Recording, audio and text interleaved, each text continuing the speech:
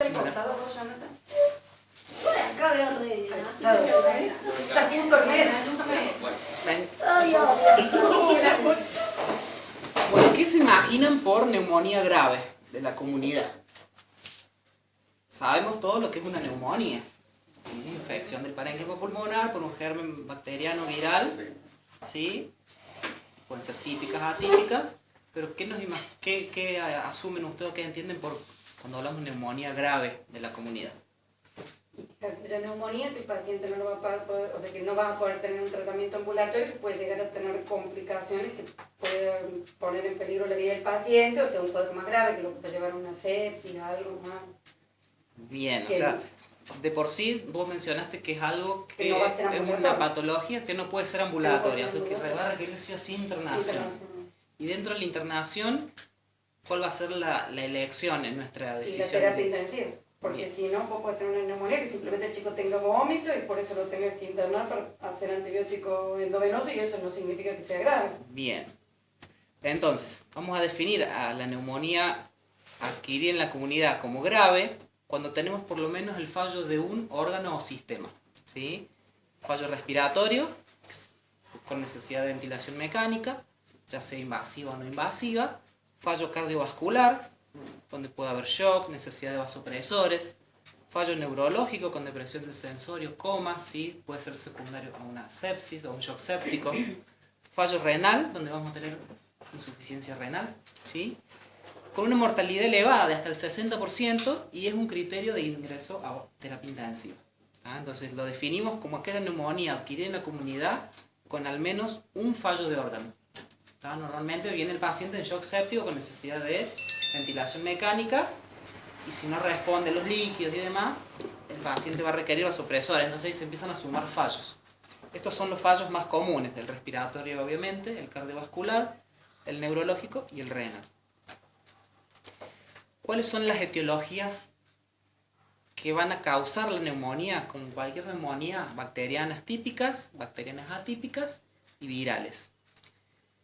¿Cuándo decimos que una neumonía es típica? O que una bacteria es típica, cuando esta bacteria puede ser teñida con la tinción de Gram y se cultiva en medios comunes o habituales de cultivo, ¿sí? No necesitan medios especiales. Dentro de las bacterias típicas, el 50% de las neumonías en pediatría, ¿quién la provoca? El Streptococcus pneumoniae, ¿sí?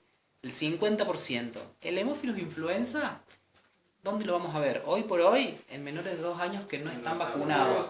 Porque con la introducción de la vacuna se disminuyó la tasa de incidencia de neumonía por Haemophilus influenza. Una patología emergente es la neumonía por Staphylococcus aureus, ¿sí? Ya sea sensible o resistente de la comunidad. El estreptococo grupo B, beta hemolítico, grupo A, es muy común en la sepsis neonatal temprana, donde el debut es una neumonía connatal, ¿sí? Nosotros lo vemos, lo ven más los neonatólogos, nosotros no vemos tanto la etiología del estreptococo beta hemolítico del grupo A. Y la Moraxella catarrhalis es otra causa menos frecuente dentro de los gérmenes comunes de neumonías graves de la comunidad. Dentro de las bacterias atípicas, que engloban alrededor del 22% de los casos, tenemos todas aquellas bacterias que necesitan una tinción y un medio de cultivo especiales.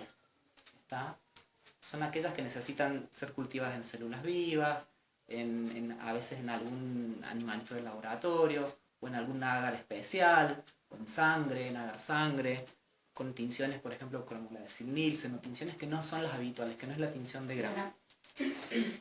¿Qué tenemos dentro de este grupo? El Mycoplasma pneumonia, que lo vamos a ver en qué edad, mayores de 5 años. Y la clamidófila neumonía, no se habla más de clamidia neumonía, se habla de clamidófila neumonía, la vamos a ver en mayores de 10 años. Y el gran grupo, en pediatría, el 40% de los casos son de etiología viral, donde la principal causa, el más frecuente, es la estrella, es el sincitial, el virus respiratorio sincitial. ¿Cuál es el grupo etario que más se ve afectado por las virales? Los menores de 2 años con un pico en los menores de 6 meses. ¿Sí? También tenemos el adenovirus, el rinovirus, el metaneumovirus, el influenza, el parainfluenza con sus distintos serotipos. Pero el virus respiratorio sincitial se lleva, digamos, la corona en las etiologías virales. Como les decía recién, el Staphylococcus aureus meticilino resistente adquirido en la comunidad se está convirtiendo en una enfermedad o en un problema de salud emergente en Argentina. Cada vez tenemos más casos de neumonías de la comunidad por Staphylococcus aureus meticilino resistente. Que, como ustedes saben, cuando hay una infección respiratoria se asocia a una neumonía generalmente grave, de rápida evolución, asociada a neumatoceles. El 40% se asocia a derrame pleural, que termina en empiema, ¿sí? Son causas de abscesos. Radiológicamente es muy difícil distinguirla de otras etiologías, pero tiene una característica de infiltrados confluentes, ¿sí? Fíjense en esta radiografía los infiltrados confluentes con áreas de hiperinsuflación, áreas enfisematosas, ¿sí? Acá se alcanza a ver un pequeño despegamiento, un pequeño derrame pleural en el seno costodiafragmático derecho que asciende. Por ahí no se ve muy claramente en la pantalla, pero ahí se logra ver. Y como pueden ver, este paciente está complejizado, ¿sí? Ya está intubado y tiene una vía central, ¿tá? Que está en la aurícula derecha. Y si pueden ver, ya tiene compromiso contralateral. Otra neumonía muy grave es la neumonía, la pseudomonas es una neumonía muy grave. Es raro que sea adquirida en la comunidad como tal, salvo que tenga un paciente inmunosuprimido, con uso crónico de corticoides, con alguna inmunosupresión, ya sea primaria o secundaria, que por alguna causa tomó contactos con la pseudomonas. Pero es más común en el paciente internado, con algún que puede ser crónico o agudo, que tiene alguna inmunodeficiencia de vuelta, insisto, primaria o secundaria, y que se contagia en el medio hospitalario de una pseudomonas. Es un germen oportunista, genera una neumonía necrotizante de muy mal pronóstico, con mucha morbimortalidad. La toxicidad está dada porque esta bacteria, ¿sí?, tiene proteasas y tiene unos filamentos que se llaman pili y genera algo que se llama biofilm. Entonces es muy difícil erradicarla de las superficies donde esta bacteria se adhiere, ya sean los circuitos del paciente o la misma vía aérea. Y como les decía, es normalmente una complicación intrahospitalaria, sobre todo en aquellos pacientes que tienen algún antecedente respiratorio, una neumonía que está en curso, una broncodisplasia, una FQ, un paciente con una tráqueo, ¿sí? Acá pueden ver, este es un paciente que está actualmente en nuestro hospital local de referencia, donde pueden ver un gran compromiso de lo que es el campo pulmonar derecho. Tiene todo un velamiento, pero si ustedes ven, tiene áreas enfisematosas entre esta zona de velamiento que hace silueta con el parénquima pulmonar, con la silueta cardíaca. O sea que compromete todo el pulmón, tanto anterior como posterior y todos los lóbulos. ¿La de abajo del mismo paciente? Esta fue tomada el día 16 del 7 y esta es el día siguiente, 17 del 7. Fíjense la progresión, ya esto te hace pensar que hay un derrame pleural también asociado. Acá podemos ver, les traje para que vean. Tiene signos como atelectasia, porque tiene más arriba de Exactamente, tiene desplazada la vía aérea. Si ustedes se fijan, también está más, tiene nada más que derrame, aparentemente. acá, si acá te fijas, tiene un tubo de drenaje y te voy a mostrar la tomografía que se hizo de este paciente. Acá ya pueden ver cavernas, ¿sí? Acá hay pulmón licuefaccionado, hay todo pulmón hepatizado, ¿sí? Acá ven áreas cavernomatosas. O, como acá no tiene para una ventana de parénquima, puede ser también lo que queda de pulmón sano. Pero ven todo esto que tiene distinta densidad. ¿Qué edad tiene este chico? Tiene 11 meses. Y fue una neumonía por pseudomonas. Esto es una neumonía por pseudomonas post-bronquiolitis. ¿Pero por qué? Porque, o sea, previamente sano. Previamente sano, sin déficit de la inmunidad al paciente, estaba internado en sala común por una bronquiolitis y comienza con una infección llega a la terapia con shock séptico, distrés respiratorio, y se lo empieza a estudiar, tiene una sepsis por pseudomonas, tiene hemocultivos con pseudomonas positivo, tiene secreciones. En el líquido que viene del drenaje pleural que se le hizo, se aisló pseudomonas y actualmente tiene una fístula. Actualmente tiene una fístula pleurocutánea donde drena un líquido altamente viscoso, biliverdínico, piocianótico. O sea, es pus, tiene un tinte verdoso azulado, es muy chicloso, parece un moco prácticamente. Tal cual, medio fluorescente, la verdad que es de alto débito, está permanentemente drenando. ¿Siempre estuvo internado en una sala común? Sí, estuvo 3 días en sala común y se desmejora y baja la terapia, sí. No se investiga una inmunidad, un déficit inmunitario, algo previo, porque... Se le hizo recuento de colonias, lo habitual que se hace el recuento de las poblaciones linfocitarias, CD4, relación CD4, CD8, paciente de momento nada, todo normal. No hemos estudiado otros tipos de inmunodeficiencias que puede llegar a tener. Pero sí, la verdad que es una neumonía muy grave, que uno ve que en el drenaje sale parénquima, granulado, ¿sí? La verdad es ¿Y bastante... ¿No hay ninguna inmunodeficiencia? No, está pendiente el resultado de HIV y quedaría ver las inmunodeficiencias humorales. Las celulares por lo menos no.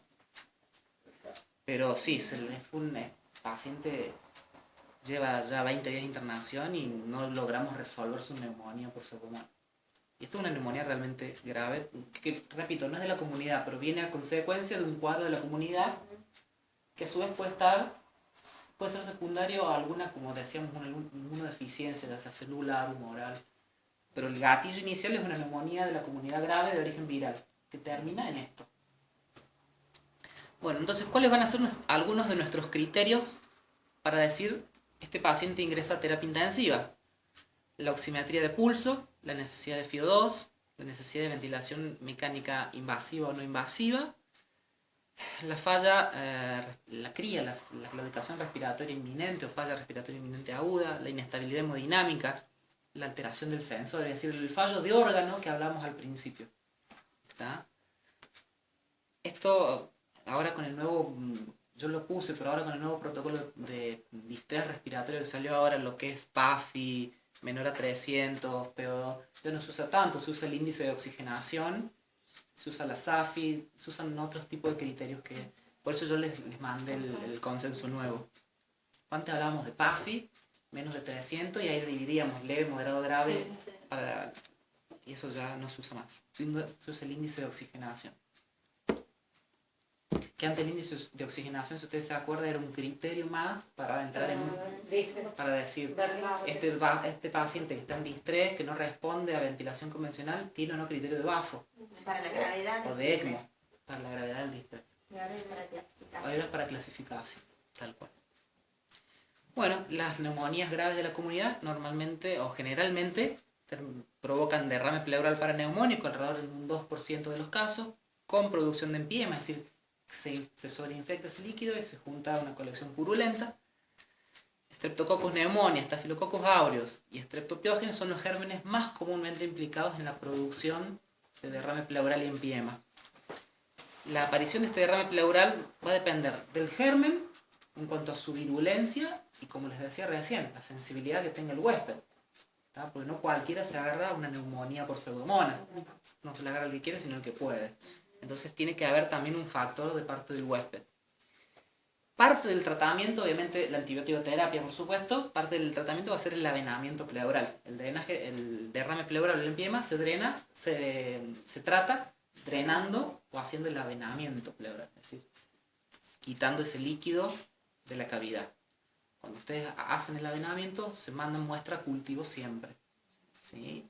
Y se usan los antibióticos de acuerdo a la sospecha etiológica que yo tenga. Miren acá. Tenemos un paciente con un gran derrame pleural, ¿sí? Acá se alcanza a ver el tubo traqueal. No pareciera haber en este caso atelectasia, se impresiona que está bien centrada la placa, la vía aérea está en el medio y el campo velado. Bueno, tratamientos. Cada centro tiene su epidemiología y tiene su esquema que muchas veces lo maneja el infectólogo del lugar. Pero en líneas generales podemos decir que si usamos ampicilina 200 miligramos kilo día, es el tratamiento de elección, sobre todo si queremos proteger gérmenes de la comunidad como el Streptococcus pneumoniae. Ahora, si estamos sospechando que puede ser un estafilococo, porque el paciente viene de la comunidad pero tiene focos múltiples o tiene algo de derrame, podemos usar cefuroxima. ¿Sí? Si sospechamos algún tipo de Staphylo aureus meticilino resistente porque el paciente vino de la comunidad o porque estuvo internado y la neumonía tiene rápida progresión con neumatoceles, podemos usar Clinda o Vanco como antibiótico contra el Staphylo aureus meticilino resistente. Si estamos sospechando micoplasma o clamidia, siempre vamos a usar un macrólido más un beta-lactámico. Y en todo paciente grave, en terapia intensiva, con compromiso sobre todo bilateral, siempre vamos a usar el oseltamivir. ¿Cuál va a ser la duración de nuestro tratamiento? En términos generales va a ser de 10 días, excepto para el Staphylo aureus meticilino resistente, que lo vamos a extender a 14. Eventualmente puede llegar a ser incluso hasta 21 días. Si el tratamiento es adecuado, a las 48, 72 horas, nuestro paciente muestra una mejoría en la curva de blancos, en la curva de PCR y en la curva febril. ¿Sí? Recuerden que si hay afectación de la pleura, la pleuresía puede seguir provocando picos de fiebre en forma prolongada, ¿no? La Mauricio nos dijo el otro día que si era neumonía común era 200 la ampicilina y si era con derrame no era 400. Hay algunos papers, Sí.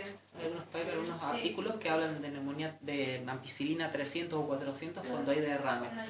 Por eso depende mucho del criterio del infectólogo o de las normas del servicio. Algunos pasan a cefuroxima, hay otros que tienen otros esquemas, ampisulva. ¿Qué es lo que se pelearon el año pasado los cirujanos con infecto? Porque teníamos un chiquito con neumonía y con derrame, infecto quería quedar con AMPI 400 y los chicos de cirugía, ¿se acuerdan del chiquito que estaba? Los chicos de cirugía querían pasar a otro esquema, y bueno, se terminó pasando y dejó de hacer fiebre ese día y esos decían que era Que era Por ejemplo, antes de la primera dosis. Hospital de Niños no usa AMPI 300 o 400, medio que se resiste a usar, cambia el esquema a cefuroxima, si el paciente tiene vías, empieza a considerar otros esquemas, empieza a combinar ceftamica, dependiendo un poco la epidemiología del paciente. Dependiendo, sí. Si es de la comunidad, por ahí usan ceftriaxona con alguna otra droga, ceftriaxona banco, pero hay un poco de resistencia a usar la AMPI 300 o 400 de entrada. Sí, rara vez usan ceftriaxona, usan cefotaxima, si no. Sí. Claro, tenemos que neumonía con derrame, lo drenáis, pues tranquilamente dejarle la AMPI 400. AMPI 400, AMPI 300. Antes se consideraba que si era complicada, porque tenía, ya no se usa, se pasaba la ceftazidima. Ceftazidima, cefuroxima, cefotaxima, alguno de esos. Hoy hay papers, hay artículos que ya empiezan a publicar el uso de ampicilina a 300 o 400. ¿Sí? 300 en neumonía multifocal, bilateral, y 400 cuando hay derrame o sospecha de neumonía. Si es multifocal, no lo tomas como que puede ser un estático y ya te conviene. Bueno, ahí entra la discusión. Ahí entra la discusión. Vos como tratamiento empírico inicial, vos podés usar ampicilina 300. Ahora, si vos bilateral con derrame sí me animo, pero si multifocal con o sin derrame, no sé si lo que por eso utilizan, sospechando estáfilo, cefuroxima, ¿sí? O algunos utilizan asociaciones con Clinda, ampiclinda. Depende mucho de, como esto que te digo yo, de la filosofía de trabajo, de las normas del lugar o del infectólogo que tengas. ¿Sí? Hay hospitales privados de acá de Córdoba que usan directamente vancomicina. Porque, sí, hospital privado usa vancomicina pero de entrada, pero porque ellos tienen dentro de su población intrahospitalaria una gran resistencia y tienen un infectólogo que se forma en Estados Unidos, entonces tiene otros esquemas. Por ejemplo, o sea, usan mucho más linezolid en pediatría que el resto de las instituciones. ¿En qué? Pero los chicos con FQ, ¿sí, no? Claro. ¿Y en qué caso usan de entrada el banco? ¿En cualquier neumonía? en el hospital privado, Sí. neumonías complicadas, neumonías intrahospitalarias, no prueban otros esquemas, o sea, no van a otros esquemas, van directo a Bueno, vancomicina. yo leí un artículo que dice que usando vancomicina más precozmente se evitan, claro, se disminuyen las complicaciones y la mortalidad, digamos, es mucho menor. ¿Pero en qué paciente? En pacientes con sospecha de Que viene- estafilometicilino resistente. Claro, pero si, vos si es de la comunidad, Lo que pasa, claro, podés lo que intentar pasa es que- primero la clinda. Claro, lo que pasa es que en esa sospecha, digamos, es cuando se te Sí. escapan de si es o no es y ¿A qué están voy? ahí. Cuando vos tenés el paciente, a menos que tengas una visión microscópica, no sabes qué Claro. germen tiene. Exacto. Tu esquema inicial va a ser ampicilina. Por radiología, vos podés decir, bueno, es bilateral, multifocal, puedo sospechar un estáfilo. Bueno, por ahí, si vos lo justificás, Claro, nadie te va a negar ahí el eso esquema es. que vos utilices. Pero podés empezar con cefaloxima también, ¿entendés? Sí. Porque estás sospechando un germen de la comunidad. Pero como lo que dice el artículo es el hecho que ponen de una vancomicina para no agarrarle por la Para no posibilidad de que agarrarle, fuera tal cual. metida. ¿Qué pasa? El meticilino resistente de la comunidad está emergiendo. Claro. Entonces ya ocupa entre un 25 y un 30% de los casos de gérmenes de ya sea artritis o neumonías de la comunidad por estafilococcus meticilino resistente. Entonces, por eso muchos deciden empezar o con clinda o con banco para mayor seguridad y cobertura. ¿Está? Pero vas quemando balas por anticipado también. Acordate que el 40% de las neumonías en pediatría son virales, no pierdes nunca de vista ese foco. Por eso me sirve más cauteloso, más cuidadoso en ese sentido y peleada con los cirujanos para hacer. Para no quemar etapas. Claro. A vos te habrá pasado, muchas veces tenemos chicos con focos bilaterales parachados que vos decís, esto es una neumonía por esta, pero termina siendo un sincitial. Sí. Y lo bancaste los días del sincitial y no tuviste que usar más que una clarito porque a lo mejor no daba con daba con la edad y decís, tengo una bronconeumonía bilateral con clarito, pero termina siendo un sincitial. Entonces está mucho el criterio y la experiencia del infectólogo y del médico que está siguiendo al Y paciente. seguirlo así. Porque es el seguimiento. Si yo vengo hoy y digo, no, es para clarito, y viene fulanito mañana y dice, no, esto es una neumonía por estáfilo y le pongamos vancomicina, no hay una línea de continuidad. Bueno, las dosis de oseltamivir pueden ser por edad o por peso, ¿sí? Eso es cuestión de fijarse en la tablita. Que lo tenemos pegado. Y hay una nueva entidad que es la traqueobronquitis asociada a la ventilación mecánica. Discutido, algunos lo aceptan, otros dicen que no, que es un... Bueno. En suma, hay una diferencia con la neumonía asociada a ventilación mecánica, que es la ausencia de infiltrados bilaterales. ¿Ah? Pero es una entidad que también está emergiendo dentro de lo que es la terapia intensiva. Distinto es aquel chico que empieza con cambio en la radiología del moco, que empieza a aumentar la curva febril, empieza a cambiar la curva de blancos, empieza a aumentar la PCR, pero no tiene cambios radiológicos. Y no entra tiene algunos criterios de NAR, pero radiológicamente no es una NAR. Lo que a veces nos pasaba con el AXE. ¿Cómo? Lo que a veces nos pasaba con el AXE. Ah, el AXE. Bueno, tenía mocos verdes, fiebre, Y la aumento de placa, los reales, pero la tenés una estática placa. de siempre. Vos ves una placa y no tenés cambios radiológicos. Entonces, está esta nueva entidad que es la traqueobronquitis purulenta asociada a la ventilación mecánica. Fiebre, cambio en las secreciones, alteraciones del laboratorio, recuento alto de bacterias en el aspirado traqueal, sin nuevos infiltrados. O sea, cuando vos te preguntas cuál es la diferencia entre NAR y TAR, la ausencia de infiltrados en la radiología de tórax. Más o menos se da entre un 3 y un 10% de los casos de pacientes asociados a la ventilación mecánica. ¿Sí? No es tan alta la incidencia, pero es justamente ese paciente que vos decís, no es NAR, pero tiene el moco verde, está con fiebre, empezó con fiebre. ¿Qué haces? ¿Lo cultivas? ¿No lo cultivas? Bueno, lo cultivas, haces todo lo que tenés que hacer habitualmente, pero cultivas las secreciones. Ya vamos a ver que hay formas broncoscópicas y no broncoscópicas de obtener la muestra. ¿En quién se da? Al igual que en la neumonía asociada a la ventilación, en todo paciente que lleva más de 48 horas de asistencia ventilatoria mecánica con intubación, o sea, con porque la NAR puede ser raramente, pero puede ser asociada a la no invasiva, ¿sí? Porque están contaminados el circuito. Pero acá necesito sí o sí la intubación. Diferenciar de... no me acuerdo qué era... ya me voy a acordar. Bueno, y un alto porcentaje de progresión, esta traqueobronquitis que está focalizada, puede progresar obviamente si no la controlo y terminar en un NAR, ¿sí? Los signos y síntomas ya los dijimos: la fiebre, las secreciones bronquiales purbulentas, la leucocitosis mayor a 12.000 o menor de 4.000. Esto habla de reacción inflamatoria sistémica. ¿Ah? Signos de reacción inflamatoria sistémica con un recuento bacteriano de 10 a las 6 unidades formadoras de colonia en el aspirado traqueal. ¿Sí? De vuelta, recuerden esto, con ausencia de infiltrados en la placa de tórax. Bueno, la bacteriología, como es intrahospitalaria normalmente, es muy raro que yo tenga un domiciliario o una UCI.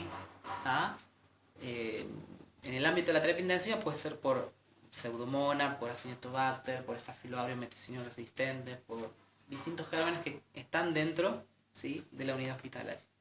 Es el Stenotrophomonas como el Sí, el Stenotrophomonas es otro germen que...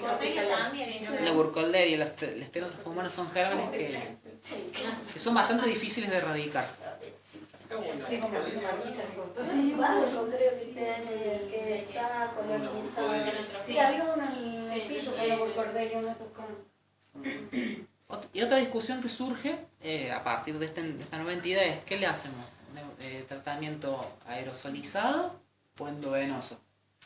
Y bueno, hay algunos que dicen no, endovenoso, porque hay una respuesta inflamatoria sistémica, entonces seguramente hay bacteriemia. Otros dicen no, nos va mejor con los aerosolizados. Bueno, tampoco se ponen de acuerdo. Están las dos opciones. ¿Qué se usa normalmente como antibiótico? La clinda o la banco, y también se puede nebulizar. Si yo aíslo otro germen y tengo otra sensibilidad, bueno, recurro al antibiótico específico. Los del Garrahan estaban haciendo un trabajo de cuánto era la incidencia de esta patología. Estaba todavía en pañales. Y había un tipo que decía que sí, que era inhalatorio el tratamiento porque era directamente donde vamos, no importa la reacción inflamatoria, matar el bicho ahí, matar el perro, matar la rabia ahí. Exacto. Y el otro se peleaba, no, porque es endovenoso. Claro, exacto. Entonces, bueno. Era así, pero comenzaba a haber mayor incidencia de esto en los pacientes, obviamente, tan internamente internada. Sí, mientras más tiempo de ventilación o más factores que antes se lo tomaba como una NAR clínica sin cambio biológico. Es la antigua NAR clínica, sí. Por eso te digo que esta nueva... O sepsis clínica, o terminaba siendo una sepsis clínica. Bueno, eso es todo de ese tema.